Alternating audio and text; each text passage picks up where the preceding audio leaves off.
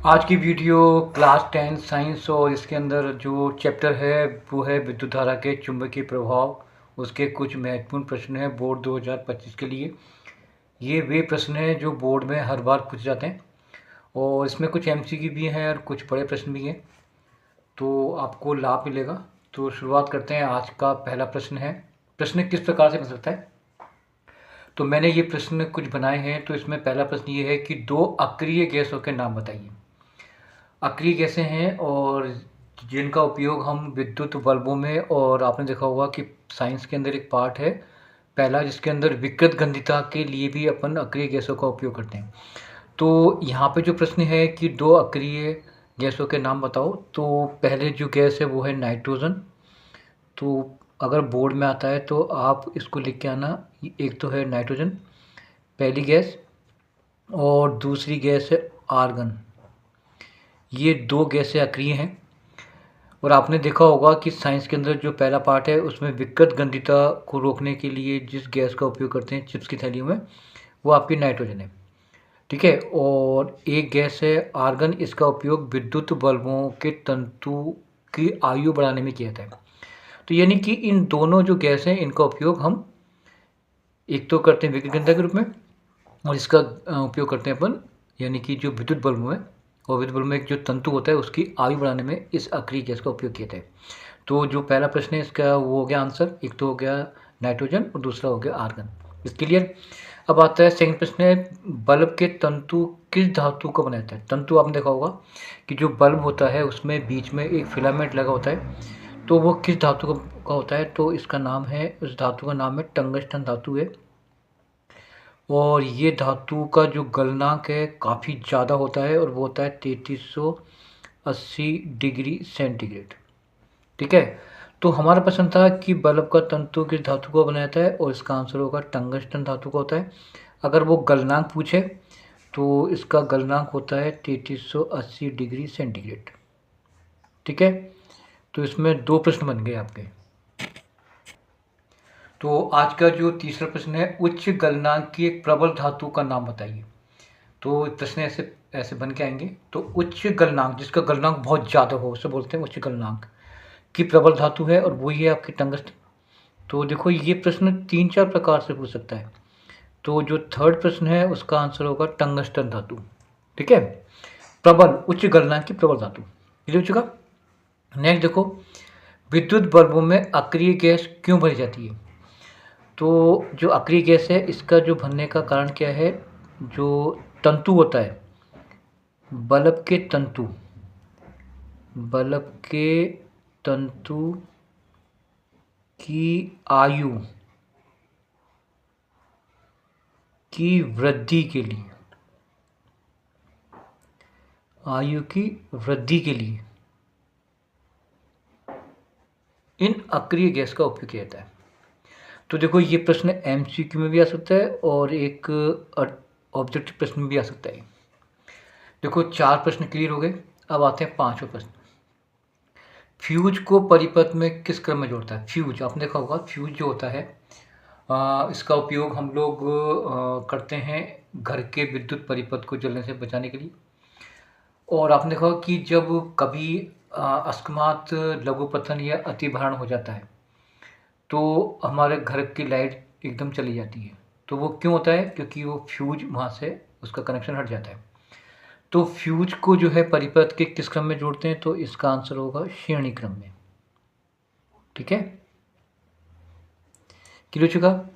Next, fuse का उपयोग क्या है, और फ्यूज के उपयोग तो बहुत सारे हैं, यानी विद्युत परिपथ को जलने से बचाने के लिए। तो यहाँ पे लिखते हैं ना, विद्युत परिपथ को जलने से बचाने के लिए।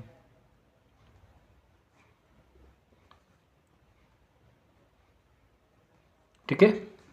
नेक्स्ट आओ, जूल के तापन नियम पर आधारित दो युक्तियां, जैसे जो गर्म हो जाती हैं, जैसे आपने देखा होगा एक तो होता है विद्युत इस्त्री यानी कि प्रेस, एक होता है आपका टोस्टर जिसमें अपन ब्रेड वगैरह सेकते हैं, इसे आपका हीटर भी हो सकता है, हीटर भी है, यस, ठीक है, ओवन, ठीक है,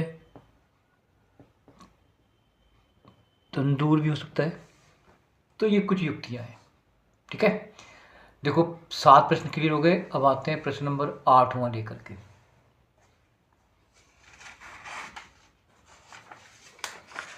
प्रश्न 8वां देखो, फ्यूज तार किस नियम पर कार्य करता है? और यह है जूल का तापन नियम। जूल का तापन नियम पर यह कार्य करता है। क्लियर? एक इलेक्ट्रॉन पर कितना आवेश पाया जाता है? एक इलेक्ट्रॉन होता है 1.6 इंटू 10⁻⁻19 कूलाम। एक इलेक्ट्रॉन पर जो आवेश होता है वो ये होता है। ये तो प्रश्न कई बार आते ही हैं 1.6 इंटू 10⁻⁻19 कूलाम। एमीटर को किस क्रम में जोड़ते हैं? और एमीटर जो होता है इसको हमेशा जोड़ा जाता है श्रेणी क्रम में। और मालूम है कि एमीटर का कार्य क्या है? एमीटर का होता है विद्युत धारा को मापने में। तो एमीटर को जोड़ते हैं श्रेणी क्रम में और इसका काम होता है विद्युत धारा की मापन में, ठीक है। एक कूलाम आवेश में इलेक्ट्रॉनों की संख्या कितनी होती है? और एक कूलाम आवेश में जो इलेक्ट्रॉन होते हैं वो होते हैं 6.25 इंटू 10⁻18 इलेक्ट्रॉन। एक कूलाम आवेश पैदा करने के लिए हमें इतने सारे इलेक्ट्रॉन चाहिए, 6.25 इंटू 10⁻18 इलेक्ट्रॉन्स, ठीक है। मिश्र धातुओं का उपयोग किया जाता है। मिश्र धातुओं का उपयोग होता है तापन युक्तियाँ बनाने में। तापन युक्तियाँ। अब प्रश्न होता है कि भाई तापन युक्ति क्या होती हैं?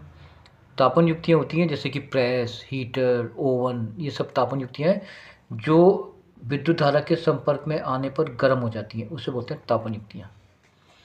अब आता है प्रतिरोधकता, यानी विद्युत प्रतिरोध का जो मात्रक है वो है ओम और इंटू मीटर, ठीक है। जो छोटे प्रश्न है, घरों में विद्युत व्यवस्था किस क्रम में होती है? और वो होती है समांतर क्रम में।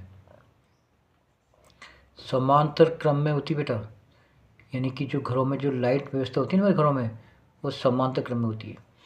ये क्यों करते हैं? क्योंकि जिससे क्या है कि अगर मान लो कहीं पर भी खराबी आती है तो अन्य कमरों में हमें लाइन बिजली की जो सप्लाई होती रहे, इसलिए जो घरों में व्यवस्था होती है वो समांतर क्रम में होती है। नेक्स्ट है KWH का पूरा नाम क्या है? के का मतलब होता है किलोवाट, किलो है ना, के का मतलब किलो, डब्ल्यू का मतलब वाट और एच का मतलब घंटा, किलो वाट पर घंटा, ये इसकी फुल फॉर्म होगी, ठीक है। चलो भाई अब आते हैं नेक्स्ट प्रश्न में। इतने सारे प्रश्न क्लियर हो गए। अब आते हैं प्रश्न नंबर 16वां। देखो भाई 16वां है, किसी चालक के सिरों के बीच विभवांतर किस यंत्र के नापते हैं? चालक मतलब तार, उसके अंदर कितनी पावर है, कितनी कैपेसिटी है, तो इसको नापते हैं वोल्ट मीटर से।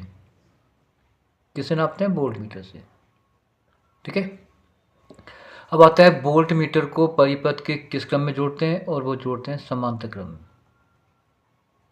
किसके अंदर? समांतर क्रम में, राइट।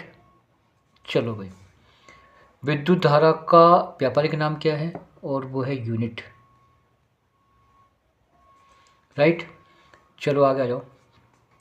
विद्युत संचरण के लिए किन धातुओं का उपयोग होता है? यानी कि जिसमें लाइन आराम से बह जाती है एक स्थान से दूसरे स्थान पर। एक तो बेटा तांबा यानी कॉपर यूज़ करते हैं, क्योंकि आप देखो हमारे घरों में मोस्टली क्या कॉपर का उपयोग होता है।